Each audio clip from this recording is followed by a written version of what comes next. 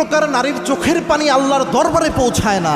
বান্দার চোখের পানি মাটিতে পড়ার আগেই তো আল্লাহ কবুল করে নেয়, কিন্তু 3 প্রকার নারী এমন রয়েছে তাদের চোখের পানি ফেলিয়ে তারা যদি শেষ করে ফেলে, জায়নামাজ যদি ভিজিয়ে ফেলে, কাবা ঘর ধরে যদি শুধু কান্নাকাটি করতে করতে একদিক হয়ে যায়, তাও আল্লাহ তাদের চোখের পানির মূল্যায়ন করে না, তাদের দোয়া কবুল হয় না। মারাত্মক একটা বিষয়, আল্লাহর দরবারে এটা পৌঁছায় না, অ্যাকসেপ্টেবল না।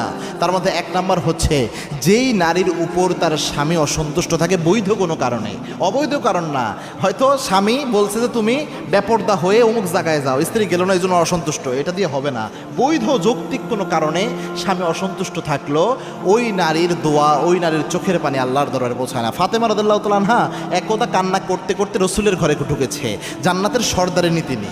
আল্লাহর হাবিব বলেন, ফাতেমা তুমি কান্না করো কেন? রাসূল সাল্লাল্লাহু আলাইহি ওয়াসাল্লাম ফাতেমার চোখের পানি সহ্য করতে পারতেন না, কেননা সব বাবাই তার মেয়েকে অনেক বেশি ভালোবাসে, বাবারা মেয়েদের চোখের পানি